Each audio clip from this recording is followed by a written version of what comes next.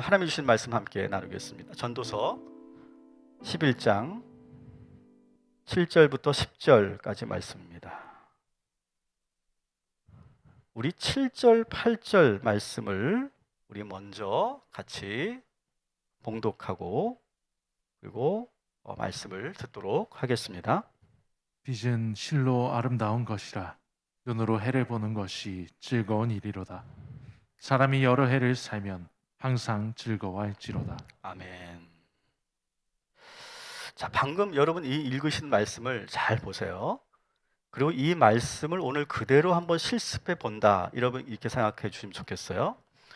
자, 지금 우리가 예배드리는 장소가 다 다릅니다. 그죠? 이게 참 시대가 바뀌었다는 의미이기도 합니다. 지금 현장에서 예배드리시는 분들도 계시고요. 그리고 각자 자리에서 예배드리고 계시죠. 뭐 거실에서 우리 가족들과 예배드리시는 분들도 계시고 또 혼자 방에서 조용하게 예배드리시는 분들도 계시고 혹은 아직도 바캉스 시즌이니까 아마 야외에서 지금 핸드폰을 켜놓고 예배드리시는 분들도 계실 거고요. 또 차 안에서 잠시 운전을 멈추고 지금 예배드리시는 분들도 계실 거예요. 제가 일부 예배 때 좀 그렇게 부탁을 드렸거든요. 지금 어디서 예배드리는지 한번 댓글로 보내달라 이렇게 제가 부탁을 드렸었습니다. 그래서 우리 2부 예배 드리시는 분들도 지금 여러분이 지금 예배 드리는 현장이 어디인지 한번 여러분이 댓글로 한번 달아주시면 좋겠습니다. 1부에서는 어느 권사님은 병원에서 예배 드리고 있습니다. 이렇게 해주셨어요. 제가 잘 알고 있는데 사정을 병원에서 예배 드리시는 분들도 계셨습니다. 한번 여러분들도 현장에 어느 현장에서 어떻게 예배 드리고 있는지 한번 여러분 댓글로 좀 달아주시면 좋겠습니다. 자, 제가 이 말씀을 드리는 이유는 여러분의 그 각 예배의 그 자리, 예배 현장에 보면 다 지금 창문이 하나씩 있을 거예요. 뭐 차 안에서 드리면 아마 사면이 이제 창이니까 빛이 들어오겠죠. 거실에서 예배 드리면 큰 창이 있을 것이고 그 창으로 빛이 확 들어올 겁니다. 또 방 안에서 예배 드리시는 분들도 창을 보면 그 빛이 방 안을 가득 채우고 있을 거예요. 네, 거실에서 예배 드리신 분들, 또 집에서 예배 드리시고 또 식탁, 거실 식탁에서 예배 드리신 분도 계시다 이렇게 또 해주셨습니다. 내 방 노트북으로 예배 드리신다 이런 말씀도 해주셨습니다. 감사한데요. 자, 지금 이 전도자가 하는 말을 그대로 한번 봅시다. 뭐라고 합니까? 7절 다시 보여주시면 빛은 실로 아름다운 것이라 이렇게 말하고 있어요. 창으로부터 들어오는 그 빛을 느껴보라는 거예요. 그 찬란한 빛의 아름다움을 한번 느껴보고 그 안에서 뭐 하래요? 즐거움을 느끼라고 하는 거예요. 한번 그거 느껴보십시오. 한번 거실에서는 아마 바깥 풍경이 보이기도 하겠죠. 그 빛과 함께 그 풍경도 한번 즐겨보시라고요. 자, 오늘 말씀에 보면 7절에 보면 이렇게 되어 있어요. 전도자의 현재 상황을 지금 보여주고 있는 대목인데요. 뭐라고 되어 있냐면 빛은 실로 아름다운 것이라 그러면서 뭐라고 합니까? 눈으로 해를 보는 것이 즐거운 일이로다 이렇게 되어 있어요. 여러분 뭘 알 수 있습니까? 지금 전도자가요 상당히 많이 나이 먹었어요. 나이 먹으면서 시력을 점점 잃어가고 있는 상황인 거예요. 그래서 아주 희미한 빛을 느낄 정도의 아마 시력이었던 것 같아요. 그러면서 어떡합니까? 그 빛을 눈으로 보는 것만으로도 기쁜 일이다, 즐거운 일이다 이렇게 말하고 있는 거예요. 여러분 눈으로 사물을 보고 빛을 보는 건 당연한 거예요. 그죠? 근데 여러분 이게 당연하지 않을 날이 오게 되는 거예요. 우리가 정말 이 전도자처럼 어느 순간 되면요 이 빛을 보지 못할 날이 올 수도 있어요. 우리들에게 우리의 그 나이 들음에 대해서는 우리가 다음 주에 좀 더 다룰 건데요, 지금 전도자가 바로 그런 상황이라고 하는 것이죠. 여러분 눈이 있으면 당연히 보이는 건데 여러분 이 당연한 것들이 당연하지 않을 날이 온다는 거예요. 전도자는 지금 그 순간에, 지금 이 순간에 아주 희미하게 그 빛이 보일랑말랑하는 그 순간에 지금 이 글을 쓰고 있는 것입니다. 여러분 한번 그렇게 상상해 보세요. 내가 내일이면 이 빛을 보지 못한다. 한번 그렇게 상상해 보시고 지금 한번 누릴 수 있는, 느낄 수 있는 이 빛을, 이 아름다운 찬란한 그 빛을, 여러분 창가로 밀려오는 그 빛을 한번 느껴보시라고요. 내일이면 내가 볼 수 없을지 몰라요. 그런 마음으로 한번 이 빛을 느껴보라고 하는 거예요. 얼마나 이것이 찬란하고 얼마나 아름답고 얼마나 이 순간이 기쁜 일인가, 지금 이렇게 전도자가 이야기하고 있는 겁니다. 제가 우리 성도님들 신방을 가다 보면요, 우리 가정 신방을 하다 보면, 야 정말 이걸 뭐라 그러죠? 뷰라고 하죠.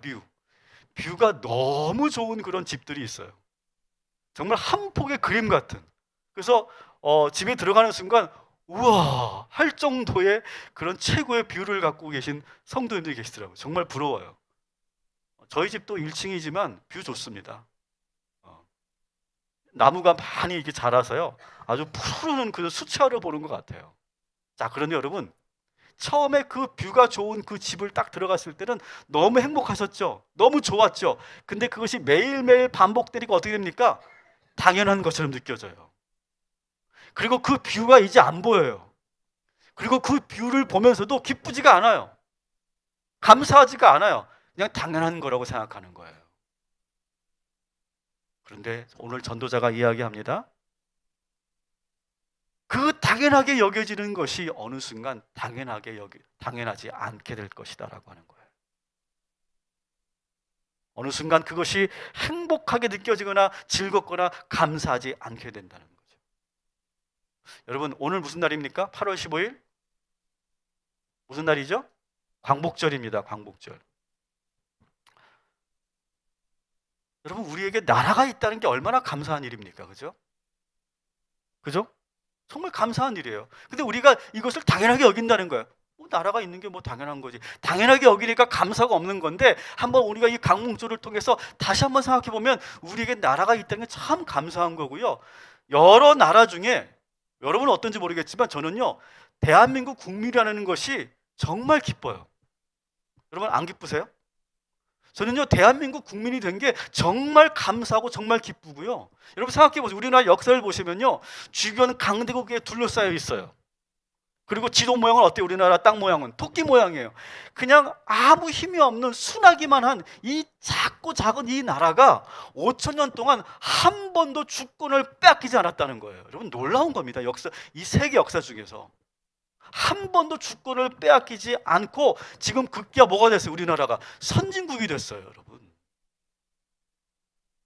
여러분 우리에게 이런 나라가 있다는 것이 얼마나 감사합니까? 근데 이 나라가 이렇게 주권을 빼앗기지 않고 이 좋은 나라가 된 그런 그 뒤에는 뭐가 있었습니까? 독립운동가들의 희생이 있었다는 것이죠. 정말 우리가 감사해야 될 날이에요. 여러분 오늘 이 8.15 광복절이 뜻깊은 그런 날입니다. 왠지 아세요? 독립운동을 하시다가 돌아가셔서 이역만리에 카자흐스탄에 묻혀 계셨던 홍범도 장군의 유해가 돌아오는 날이에요. 오늘이요. 무려 78년 만에. 여러분 한번 상상해 보세요. 정말 나라를 위해서 목숨을 걸고 바쳐서 싸웠어요. 그리고 그 이역만리에서 돌아가셨어요. 돌아가시는 직전에 그 홍범도 장군은 어떤 마음이었을까요? 고국을 바라보면서 돌아가고 싶은 그 마음이 얼마나 강렬했을까요? 아마 눈물을 흘리면서 내 나라, 내 조국을 바라보면서 그 죽음을 맞이했던 그 장군의 그 마음을 한번 느껴보시라고요. 근데 78년 만에 다시 우리나라 땅으로 돌아오십니다. 얼마나 감사하고 기쁜 일입니까? 오늘 여러분, 오늘 이 말씀을 들으시면서 여러분이 지금 놓치고 있었던 그 감사와 그 기쁨을 다시 회복하시기를 주님의 이름으로 축복합니다. 전도자가 지금 말하잖아요. 지금 비춰오는 창가로 지금 들어오고 있는 저 빛을 보며 즐거워하고 기뻐하라고 하고 있잖아요. 내가 눈으로 이 빛을 보고 있다는 것 자체가 얼마나 기쁜 일이고 얼마나 즐거운 일인가라고 지금 우리에게 말하고 있지 않습니까? 제가 문득 어제 이 말씀을 준비하면서 야, 내가 정말 감사한 사람이구나. 뭐가 감사하냐? 제가 이렇게 말씀을 준비하면서 행복했는데 말씀을 준비하기 위해 설교를 위해서 온전히 집중할 수 있는 이 환경이 참 감사하더라고요. 제 사무실, 제 목양실 밖에서 우리 전사님들은 막 뛰어다니고 막 열심히 토요일 날 주일 사역을 위해서 준비하고 있어요. 참 감사하더라고요. 저에게 이렇게 말씀에만 집중할 수 있는 충분한 시간을 이렇게 주시는 하나님의 그 환경에 대해서 정말 감사하더라고요. 설교 준비가 잘 안 돼가지고 11시에 끝나든 12시에 끝나든 저는 그것이 상관없어요. 이렇게 충분한 시간을 가지고 내가 말씀을 준비할 수 있는 이 환경을 주신 하나님 정말 감사합니다. 제가 그런 마음으로 제가 원고를 쓰고 있었거든요. 어제 한 11시 반 정도에 들어갔는데 막 그런 마음으로 원고를 쓰고 있는데 문득 문자가 하나가 왔어요. 문자가. 이제 제가 토요일마다 전체 문자를 보내드리잖아요. 그죠? 그럼 가끔 우리 성도님들이 감사합니다 혹은 또 안부를 물어주시고 또 그렇게 소통이 되는데요. 어제는 어느 한 집사님이 이런 문자를 보내주셨어요. 목사님, 벌써 가을 냄새가 납니다. 이런 문자와 함께 재밌는 얘기를 해주시는데 제가 웃으면서 문자를 보고 있는데 목사님이 보내주신 문자를 보고 있는데 남편분은 우리 교회 한 몇 번 오셨어요. 아직 등록을 안 하신 분이신데 뭘 그렇게 웃으면서 봐? 그렇게 물어보더래요. 그래서 목사님이 문자 보내셔서 문자 보고 있어 그랬더니 그 남편분이 뭐라고 한지 아세요? 내가 좋아하는 목사님 그랬다는 거예요. 저는요 너무 기쁘더라고요. 내가 좋아하는 목사님? 여러분 표정은 전혀 그러려니 말려니 그런데요. 전 너무 왜냐하면요 평소에 그 남편분은요 이분이 억지로 끌려온 분은 아닐까 그런 표정으로 묵뚝뚝하게 계셨던 분이에요. 그런데 그분이 내가 좋아하는 목사님이라고 했다는 거예요. 그래서 그 아내 집사님도 깜짝 놀라고 그래서 그걸 저에게 전했는데 그게 저에게 참 기쁨이 되더라고요. 여러분 지금 전도자 코엘렛이 우리에게 말하고 있는 거예요. 눈으로 이렇게 볼 수 있는 것만으로도 얼마나 즐거운 일이냐, 얼마나 기쁜 일이냐. 그러면서 8절에 뭐라고 합니까? 오랜 인생을 살면서 즐거워하라. 이렇게 8절에 권면하고 있어요. 여러분 오늘 이 예배를 통해서 하나님께서 우리 모두에게 행복을 만들어 주시고 기쁨을 충만하게 하여 주실 줄 믿으시기 바랍니다. 자, 9절 말씀도 봅시다. 9절 시작. 청년이여 내 어린 때를 즐거워하며 내 청년의 날들을 마음에 기뻐하여 마음에 원하는 길들과 내 눈이 보는 대로 행하라. 아멘. 자, 여기서 말하는 청년, 그러니까 오늘 말씀은 청년들을 위한 말씀이구나 여러분 그렇게 생각하시는데 저는 그렇게 생각하지 말고 여러분 청년하면 20대 30대 결혼 안 한 그 형제 자매를 청년이라고 우리가 말하는데 여러분 그렇지 않아요. 여러분 100세가 넘은 그런 어르신에게는요 60, 70 된 어르신도 다 청년입니다. 한 번은요 우리 서정국 장로님하고 김덕경 권사님하고 저하고 식사를 하는데 서정님이 뭐라고 하시는 줄 아세요? 우리 김덕경 권사님한테 아직도 새파랗게 젊은데 뭐 청년이야 청년 그러시더라고요. 제가 밥을 먹다가 큰일 날 뻔했어요. 제가 나도 모르게 웃음이 나와가지고. 그렇죠 여러분. 여러분 이 전도자의 입장에서 보면요 60이 됐든 70이 됐든 걸을 수 있고 볼 수 있고 들을 수 있고 움직일 수 있으면 청년인 거예요. 우리 다 같이 따라합시다. 우리는 모두 청년입니다. 여러분 동의하시면 아멘 하시기 바랍니다. 우리는 모두 청년이에요 여러분. 여러분 생각해 보세요. 어느 날 되면요 내가 교회에 오고 싶어도 일어날 수 없고 걸을 수 없는 때가 옵니다.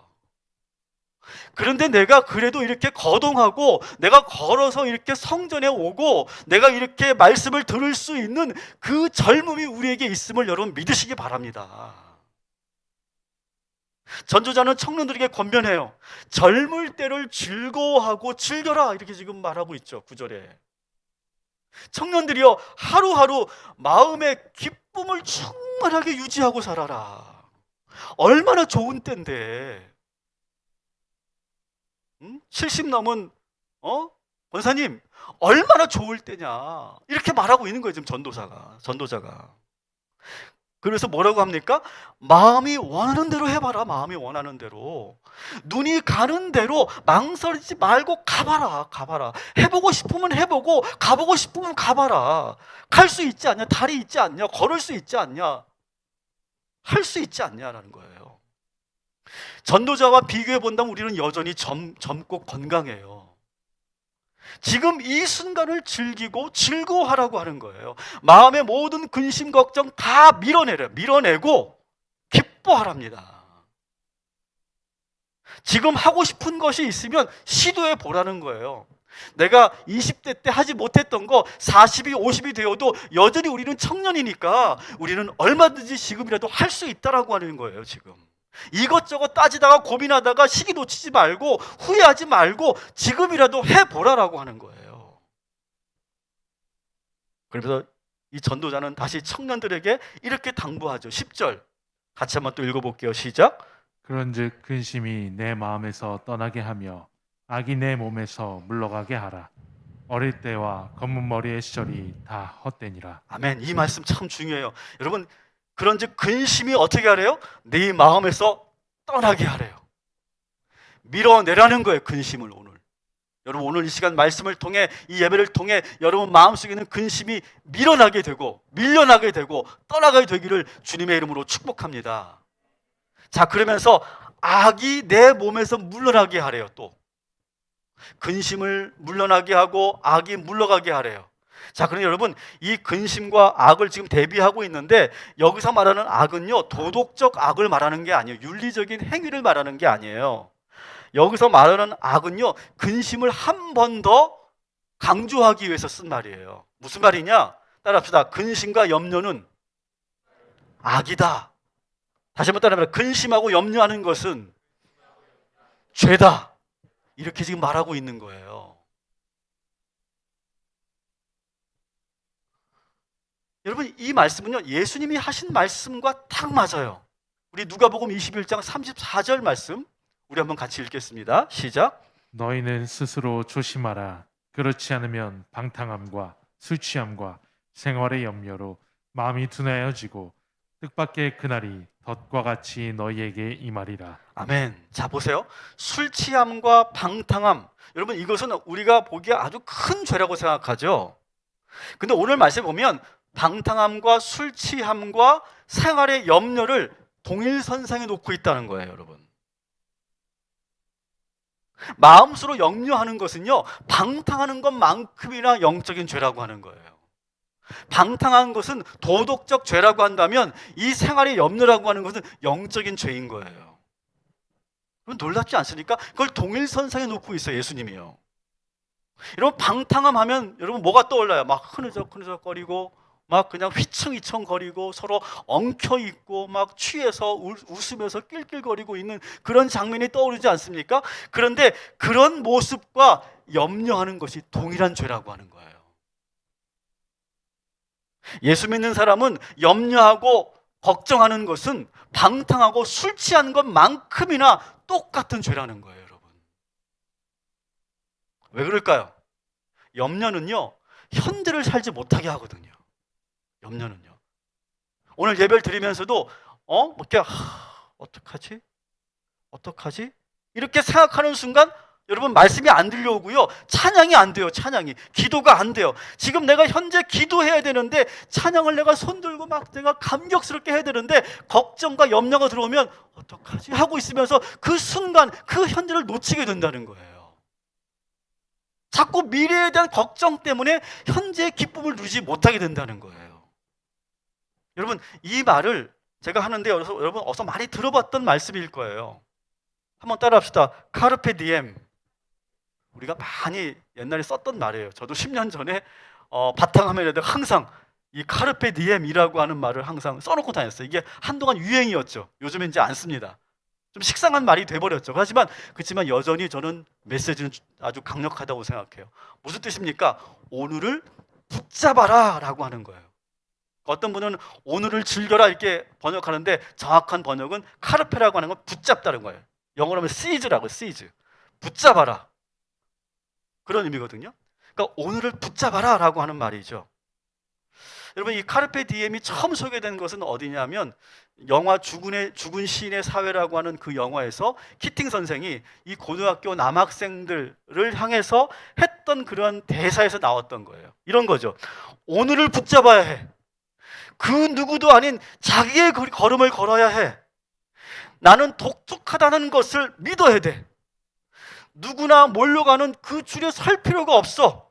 너의 길을 가. 너희들의 길을 가. 사람이 뭐라고 하든 상관없어. 오늘을 붙잡아. 카르페 디엠. 이렇게 그 키팅 선생이 이야기를 해주죠. 거기에 학생들이 막 감동을 하고 변화가 되는 그런 이야기가 바로 그 영화의 이야기죠.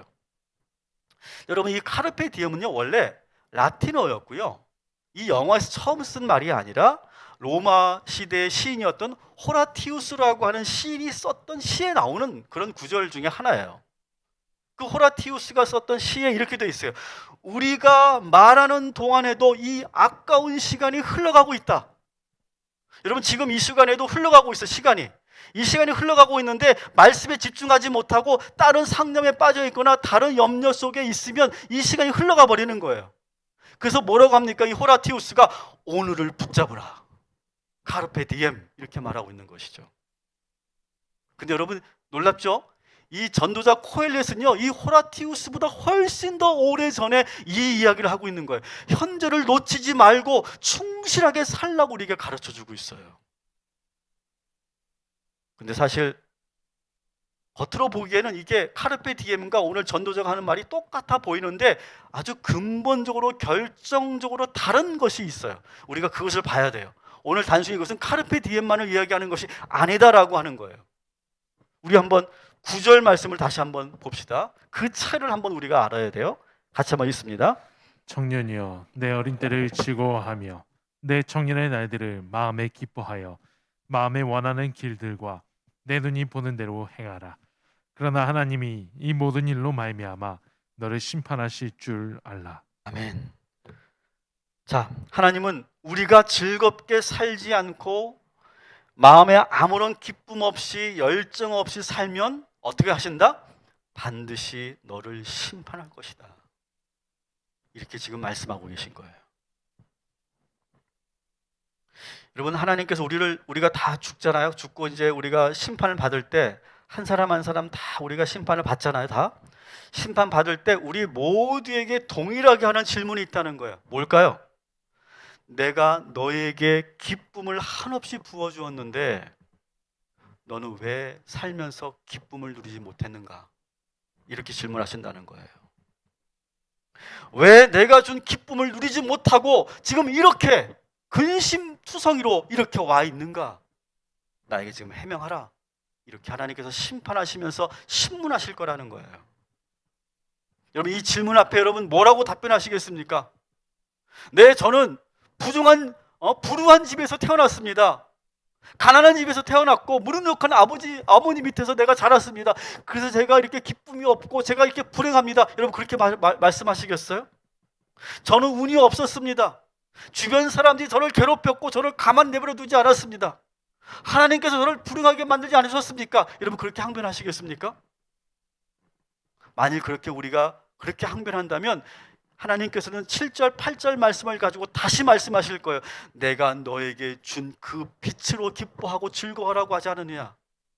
눈으로 이 세상을 보고 눈으로 저 아름다운 찬란한 빛을 보고 있는 것만으로도 기뻐하라고 하지 않았느냐? 어떤 조건 때문에 즐거워하는 것이 아니라 지금 주어진 순간을 즐거워하고 누리라고 내가 너에게 말하지 않았느냐? 이렇게 다시 책망하실 거예요. 따라해 봅시다. 즐겁게 사는 것은 하나님의 선물이고 하나님의 명령입니다.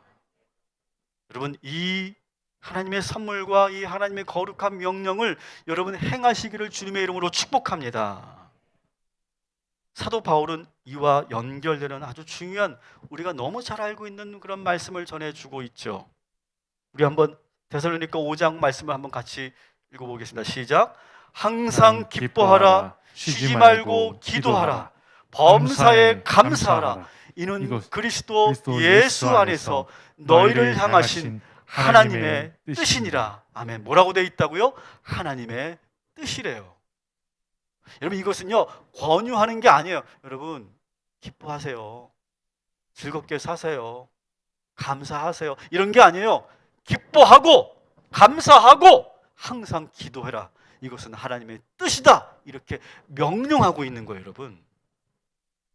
그래서 여러분, 이 기쁨이라고 하는 것은요 감정인데, 이것은 우리가 반드시 누려야 할 그런 영적 상태인 줄 믿으시기 바랍니다. 근데 우리 솔직히 얘기해 봅시다. 근데 이것이 내가 마인드 컨트롤 한다고 다 될까요? 기뻐해야 돼, 기뻐해야 돼, 기뻐해야 돼, 기뻐해야 돼. 그렇게 한다고 내가 기쁨이 찾아옵니까? 기뻐집니까? 솔직히 그렇지 않아요. 아무리 하나님의 뜻이라고 우리에게 명령을 한다고 해도 안 되는 건 안 되는 거예요. 그죠? 그러니까 사도 바울은 다시 한번 이렇게 말합니다. 빌립보서 4장 4절 말씀 우리 한번 같이 또 읽어보겠습니다. 시작. 주 안에서 항상 기뻐하라. 내가 다시 말하노니 기뻐하라. 여러분, 여기서 기뻐하라는 말은 똑같은데 그 앞에 뭐가 있습니까? 주 안에서라고 하는 거예요. 찬란한, 전도자가 말하는 것처럼 찬란한 빛을 보면서 기뻐할 수 있고, 눈으로 내가 이 세상을 볼 수 있는 것만 해도 기뻐하고 감사할 수 있지만, 정말 근본적인 기쁨은 뭐냐? 예수 안에서 누리는 기쁨이 진정한 기쁨인 줄 믿습니다. 그래서 다윗은 시편에서 이렇게 말합니다. 주께서 생명의 길을 내게 보이시리니 주의 앞에는 충만한 기쁨이 있고 주의 오른쪽에는 영원한 즐거움이 있나이다. 아멘. 주 안에 있으면 우리는 기쁨이 충만하게 된다는 거예요. 여러분, 주 안에서 기뻐하시기를 주님의 이름으로 축복합니다. 여러분, 예수님을 바라보시며 기뻐하시기 바랍니다. 세상을 바라보며 기뻐할 일이 없지만 예수님을 바라보면 우리 기쁘잖아요. 그죠? 여러분, 예수의 이름을 부르면 기쁨이 넘치게 될 줄 믿습니다. 그래서 우리가 제자 훈련할 때 계속 하라고, 여러분 제자 훈련 마치신 분들도 계속 하라고 제가 권면한 게 있죠. 예수의 이름을 부르라고 그랬죠. 예수의 이름을. 예수님이라고 부르는 순간 우리가 기쁨이 찾아오지 않습니까? 오늘 이 시간도 예수님이 함께하는 예배가 되는 줄 믿습니다. 예수 안에서 여러분의 가정이 기쁨이 충만한 가정이 될 줄 믿습니다. 사도 바울은 반복해서 말합니다. 어떻게 보면 경고처럼 느껴져요.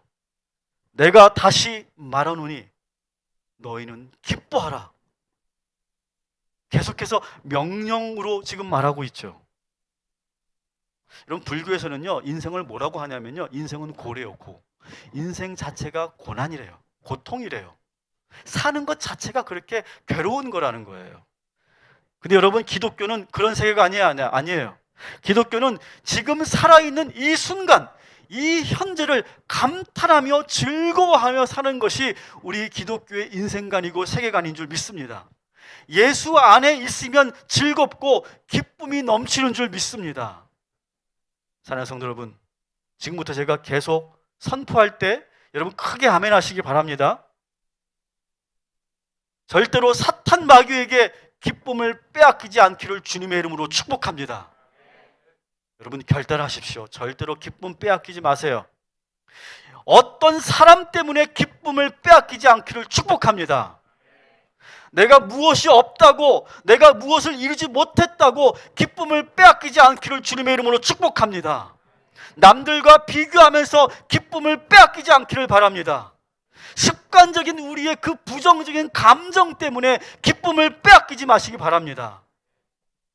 다시 한번 창가를 보세요. 다시 한번 창을 내려다 보세요. 바라다 보세요. 그 빛을 껴보세요. 지금 여러분, 기쁨이 여러분에게 임하고 있는 거예요. 이미 우리는 기쁨의 순간을 하나님께 주신 거예요. 내가 지금 눈으로 보고 있다는 것만으로도 우리는 기쁜 거예요. 함께 예배하고 있는 이 가족들을 한번 보세요. 우리 현장 예배 드리시는 분들은 한번 보세요. 우리 주변에 있는 우리 성도들 한번 얼굴 한번 보세요. 그래도 얼마나 기쁩니까? 그래도 얼마나 반갑습니까? 지금 내가 비록 혼자 예배 드리고 있지만 이 예배에 기쁨을 주신 하나님께 여러분 감사하시기 바랍니다. 여러분 한 주간도 주 안에서 기뻐하시기 바랍니다. 제가 다시 여러분들에게 명령하고 부탁드립니다. 기뻐하시기 바랍니다. 마음의 근심과 염려를 밀어내시고 떠나보내시고, 그리고 여러분 몸속에 그 모든 염려를 비우시고 기쁨으로 충만한 한 주간 사시기를 주님의 이름으로 축복합니다. 이것이 하나님의 뜻입니다.